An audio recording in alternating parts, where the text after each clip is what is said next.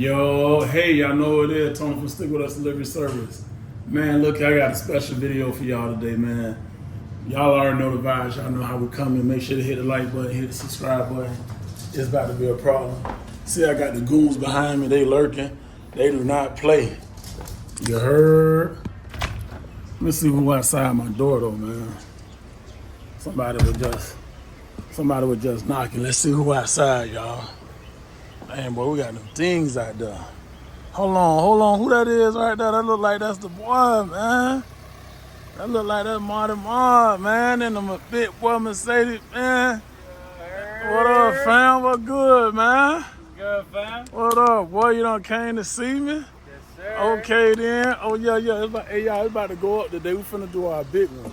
Y'all been wanting this video with me and Marlon, so this part 2. It's about to be epic. A year and a half later, it's up. You heard? Okay. Yo, hey man, look here, man. I'm with the one and the only. You know, Marlon, man, Velaz Express, man, 23-year-old phenom. This man truly been running up a bag, man. This about to be an epic video, man. Marlon, what you want to say to the people? They've been waiting on this one, fam. It's been a minute, guys. You heard? I've been seeing Tony go crazy, helping you guys out, and I've been doing my own thing, grinding on the road. That's the biggest thing in this business. You got to stay consistent. That's right. Most definitely got to stay consistent. You know, we finna chop it up today. We finna give y'all a lot of insight about this business. The last video me and Marlon did, I seen a lot of questions y'all had. So I'm gonna be answering some of them questions that y'all had, breaking down a lot of different things about this cargo van business, about dispatching, about running a fleet. And shout out to Marlon, man. Congrats, man. We're in a brand new Mercedes-Benz Sprinter. This is the biggest Sprinter van that they made. This thing holds 4 pallets. Remind you, he's 23 years old. If that ain't enough motivation, I don't know how much motivation y'all need. I'm just keeping it on, man. You heard? So, yo, stay tuned. We're going to drop a lot of gems today. Hope y'all enjoy this video. You heard? Yo, y'all know who it is, man. I'm rocking with the big homie, man. Velaz Express, man, is going down today. Hey, we want to show y'all some of the things that you need when you have a cargo van. That's very important if y'all going to be going over the road, OTR, or local. Marlon, what's some of the stuff you think that's the most important that these people going to need? First thing you need, straps. You always want to make sure that freight is locked down, because I've met people where, you know, they've taken heavy barrels, like 3,000 pounds, and it just slides right up, smacks them, you know, right against the chair, and it could kill you. And so there's some Ford Transits that, you know, because this one's insulated, so, you know, they have holes inside the walls, and people think that it's okay to strap the load down using those holes. That's extremely incorrect. I had a guy from New Jersey. He did that. He had some barrels that had some sort of oil, and they just slid right up, and thank God he's okay, but it smashed right against his chair. His chair was literally pressed against the dashboard, and they managed to get him out. So never do that. You always want to have these D hooks. You see these D rings? You can get them installed in your van, or you can have E-tracks. You can have E-tracks on the floor. You can have E-tracks on the wall. You know, you can make it look nice. And so that's the number one thing, you know, your safety. Second thing, you know, the jack. You always want to have that in case you have any issues with your van, or, you know, whenever you're going to do an oil change or do any maintenance. It's better to do it yourself. When you're going through different states, you don't really know who you're dealing with. Some of these companies, you know, sometimes they're shady. You know, take an hour or two, watch YouTube videos and learn how to do it yourself. And, you know, sometimes you can pay a mechanic and he'll supervise you while you actually do the oil change. You'll be like, you did this correctly, whatever. It's a little investment so you can learn for the future, you know? And also you want to be comfortable. Got my bed hanging right up here so I don't take any space. They just put the load right in. Just strapped it up right here to the wall. Always want to be comfortable. That's like the number one thing people always ask me is like, where do you sleep at? Where do you sleep? Yeah. I always say I sleep in my van. Sleep in the van. You're going to save a lot of money. Why get a hotel room and waste that money? Mm-hmm. So I see you got the tie-down scraps, got them on the wall. See you have the bed. Yes, sir. That's another thing important. I notice a lot of people sometimes mess up with the vans. They get the wrong Sprinter van. I see some people get the dualies and the wheelbase is too short to fill a pallet. That's very important. That's a good point. So right here, from here to over here, it's 54 inches. That's right. When you get a dually, that gets shortened. It gets those wheelbarrows become, and the space is only about 45 inches. So a standard pallet is 48. So how are you gonna fit that, you know? And you can miss out on a lot of loads because of that. I had a guy, his name was Julio. Shout out to Julio. We learned a lot together in this business when I first started. He had a dually and he missed out on so many opportunities. I can't even count how many on my hands. Most definitely. Now, do you have any PPE? Yes, sir. You know, you got the helmet, the vest, the boots, steel-toed boots. I got my goggles, my safety goggles up front, and that's super important. You can make a little more money off of that, off of the dispatchers and brokers, when you got your PPE. And sometimes it becomes really clutch. Also, big thing, portable printer. Let them know. I was just about to say that. Portable printer. So the dispatcher or the broker asks you, can you print it out? This is what you all need. I got mine, Perry Page, off Amazon. Yo, Perry Page, if you see this, shout out my boy Stig. You got to sponsor him. But Perry Page, best printer, never let me down. Bluetooth is easy to connect. Airport pickups are the hardest because you always have to have, you know, certain IAC, or you got to have certain little papers, and it's a pain.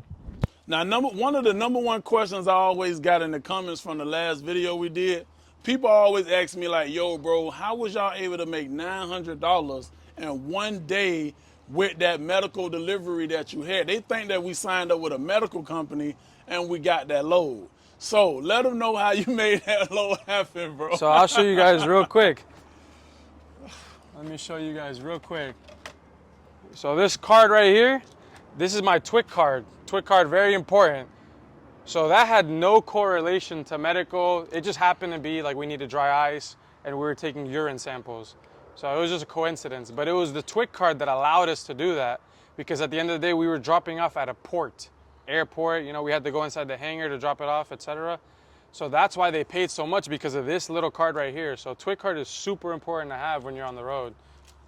Very good observation over that. So another question I want to ask you is, what do you feel are some of the things that keep people from being successful in this business? Some of the roadblocks. Number one thing, consistency. But I'm gonna dive into something a little deeper. Some people, they get impatient, you know? They go on the road.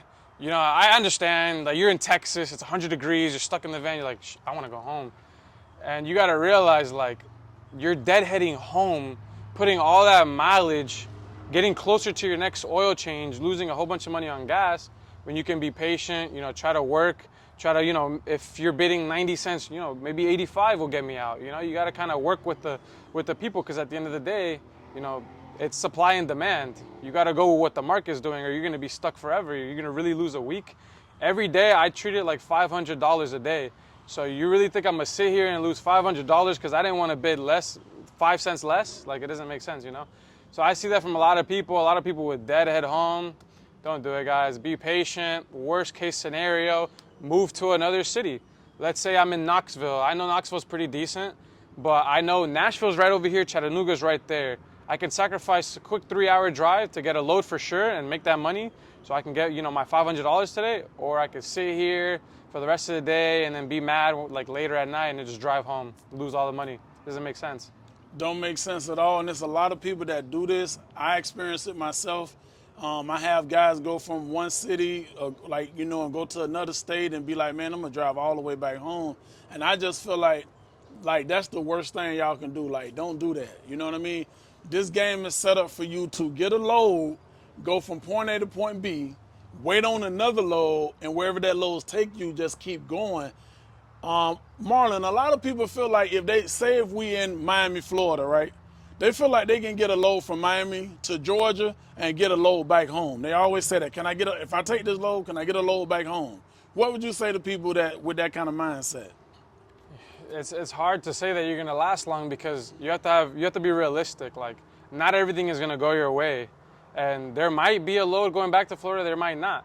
So you can't count on that fact that you're gonna get a load back. You know, you got to prepare and be like, you know what, maybe instead of getting one to Miami, there's one to Valdosta, and then maybe I can get something from there down, or maybe it's to Orlando, and you just work your way around. But if you're really gonna do OTR, you should already be mentally preparing yourself to leave at least for 2 weeks. You know, I'm gonna go out for 2 weeks and I'm gonna grind it out. I invested X amount in this business, so I'm gonna try as hard as I can. You know, you're not gonna go out just to come right back home for the weekend. You know, that's not the point of OTR. You might as well do local or regional or find a medical courier contract. Do the GOAT over here. You know, you never know. So he making great points. Now, mind you, y'all, Marlon is 23 years old. This man is already at, I don't even want to say it. Tell the people how much money you done made so far this year, bro. So from January to right now, present day, 283K, just dispatching and working out of my van. And that's also excluding, I don't really work in the winter as much because of snowstorms and stuff like that. So I technically started working in March. So from March to this day, I made about $283,000. So you know the people gonna say you might be capping with that number you just said, but I want to show y'all, look, this from Marlon, look. So y'all can see. See what that say? Marlon. See what that say? Just so y'all know we ain't capping. What that say at the top? All right, just so y'all know we ain't capping. Cause they gonna say that in the comments, Marlon. So in closing, what would you say if anyone looking to get into this business right now? What are the upsides to this business? What are some pros or cons? Also, peak season is coming up, so I just feel like if you're gonna ever get in this business and you want to make a quick return on your investment, I think now is the best time. Yeah, now is a great time. From the summer all the way to December, you got to go crazy. You got to go hard. Definitely upsides. You can definitely build capital. You can build. I mean, if you stay consistent, of course. Like if you go out for a week and then you go to Spain the next week, you know, it's not gonna work. But if you stay consistent, you can definitely build enough capital to dip into other investments. Like our boy Terry, he be doing trading, he stocks. You can dip into other things. And he just got 2 cargo vans. Exactly. So you can dip into other things as well, other businesses. You know, you can invest into growing your own business. You know, having fleet, you know, different drivers, or reaching to other branches. It's a big industry. Dispatching. You can have a brokerage company. Obviously, that takes more capital, but you know, it's possible. So there's definitely a lot of good upsides. Downside, I would say, it's hard work and a sacrifice. But if you really think about it, that's not really a downside. That's like a reality of life. If you want to make it somewhere, you have to work hard and sacrifice already. So why not do it into yourself instead of doing it for someone else's company, you know?